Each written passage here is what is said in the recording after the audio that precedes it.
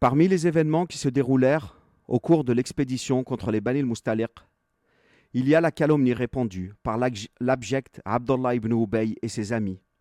En effet, la mère des croyants, Aïcha, la fille de Abu Bakr, avait accompagné le messager d'Allah sallallahu alayhi wa sallam, au cours de cette expédition. Voici le récit qui est rapporté dans les Sahih d'Al-Bukhari et Muslim. Aïcha radiallahu anha a dit: lorsque le messager d'Allah sallallahu alayhi wa sallam voulait partir en voyage, il tirait au sort entre ses épouses. Celle dont le nom sortait partait avec lui.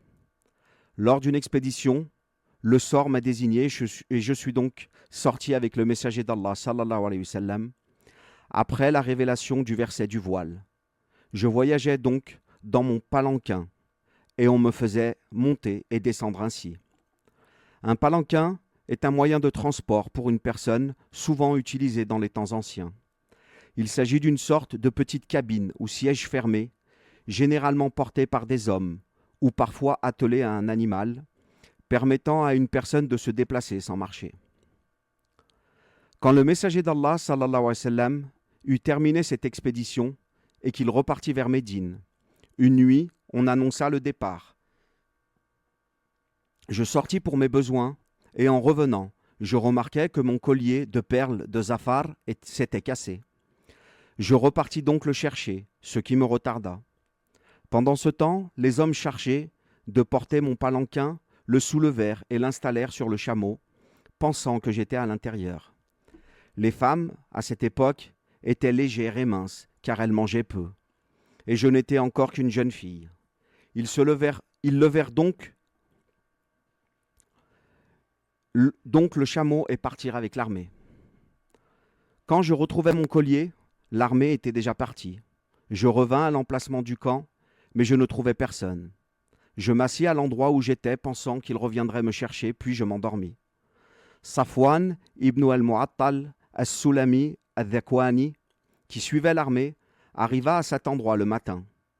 Il me vit et me reconnut, car il m'avait vu avant la révélation du voile. En me voyant, il dit: « Certes, nous appartenons à Allah, et c'est à lui que nous retournerons. » Je me réveillai à ces paroles, et je couvris aussitôt mon visage. Par Allah, il ne me dit pas un mot en dehors de cette invocation. Il fit agenouiller sa monture, je montai dessus, et il conduisit le chameau jusqu'à ce que nous rejoignîmes l'armée en pleine chaleur de midi. Abdullah ibn Ubay fut celui qui participa le plus à la calomnie. Urwa a dit: on m'a rapporté que cette calomnie se colportait et se racontait en sa présence, et il l'approuvait, l'écoutait et l'encourageait.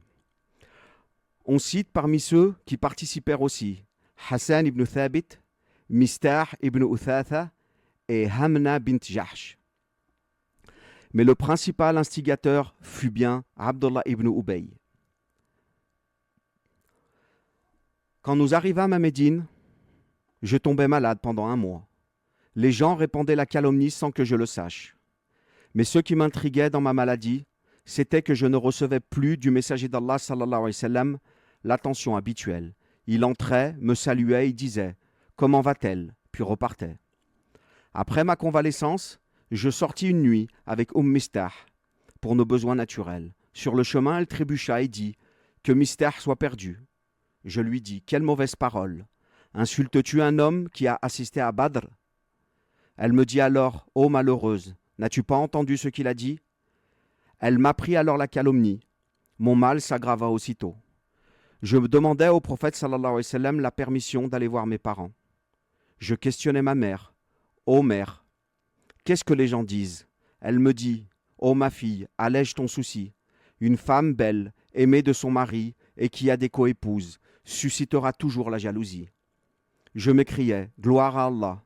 Les gens parlent vraiment de cela ?» Puis je pleurais toute la nuit sans m'arrêter.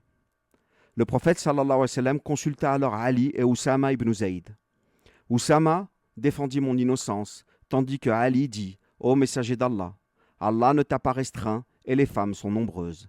Demande donc à la servante, elle te dira la vérité. » Le prophète sallallahu alayhi wa sallam interrogea Barira, qui répondit: « Par celui qui t'a envoyé avec la vérité, je n'ai rien vu chez elle qui me déplaise, si ce n'est qu'elle est jeune et s'endort en laissant la pâte exposée, et les chèvres la mangent. Le prophète sallallahu alayhi wa sallam monta alors sur le mimbar et dit : Ô musulmans, qui me vengera de l'homme qui m'a offensé au sujet de ma famille ? Par Allah, je ne connais de ma famille que du bien. Et ils ont accusé un homme dont je ne connais que du bien, qui n'entrait chez moi qu'en ma présence. Le cousin de Saad ibn Mu'adh se leva et dit : Ô messager d'Allah, je m'en charge. S'il est des Haous, je lui couperai la tête. Et s'il est des Khazraj, ordonne et nous obéirons. Alors Saad ibn Ubada, chef des Khazraj, répondit : Tu mens, par Allah tu ne pourras pas le tuer. Usayd ibn Hudayr se leva alors et dit : C'est toi qui mens, nous le tuerons bel et bien.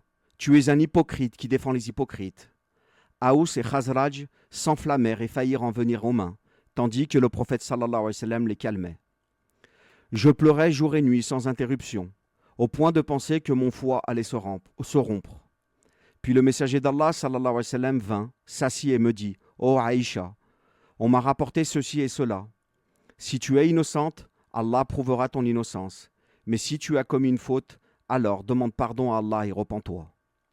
Mes larmes s'arrêtèrent net. Je dis à mon père de répondre à ma place. Il dit : Je ne sais pas quoi dire. Je dis à ma mère de répondre. Elle dit : Je ne sais pas quoi dire. Alors je répondis moi-même : Je sais que vous avez entendu ces propos et qu'ils sont ancrés dans vos cœurs. Si je vous dis que je suis innocente, vous ne me croirez pas. Et si j'avoue ce qu'Allah sait faux, vous me croirez. Je n'ai d'autre exemple que celui du père de Youssouf. Et elle a récité le verset « Fasabrun jamil, wallahu al-musta'anu ala ma tasifun » Il ne me reste plus donc qu'une belle patience. C'est Allah qu'il faut appeler au secours contre ce que vous racontez. Puis je me couchai sur mon lit, certaine qu'Allah prouverait mon innocence. Par Allah, je ne pensais pas qu'Allah révélerait des versets qui seraient récités à jamais à propos de mon cas, mais j'espérais que le prophète sallallahu alayhi wa sallam verrait un rêve qui confirmerait mon innocence. Avant même que le prophète sallallahu alayhi wa sallam ne quitte sa place, la révélation descendit sur lui. La sueur perlait de son front comme des perles, tant la révélation était lourde. Même pas une journée froide. Puis, son état se dissipa et il sourit. La première chose qu'il dit fut « Oh Aïcha, Allah t'a innocenté. » Ma mère me dit « Lève-toi et va vers lui. » Je répondis « Par Allah, je n'irai pas à lui, je ne louerai qu'Allah. » Alors furent révélés les versets de 11 à 20 de Sourate An-Nur, dont voici le premier verset. « Inna alladhina ja'u bil ifki usbatun minkum, la tahsabuhu sharran lakum, bal huwa khayrun lakum. لكل امرئ منهم ما اكتسب من الإثم والذي تولى كبره منهم له عذاب عظيم. Ceux qui sont venus avec la calomnie sont un groupe d'entre vous. Ne pensez pas que c'est un mal pour vous, plutôt c'est un bien pour vous. À chacun d'eux ce qu'il a acquis comme péché. Et celui d'entre eux qui s'est chargé de la plus grande part aura un énorme châtiment.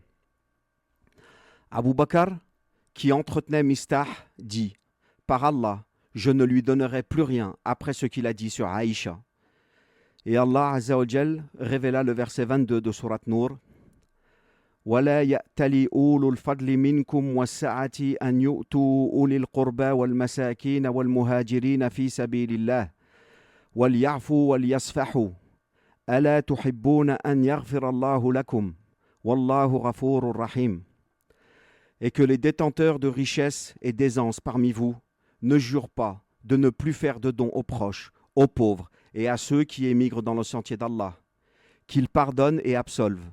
N'aimez-vous pas qu'Allah vous pardonne? Et Allah est pardonneur et miséricordieux.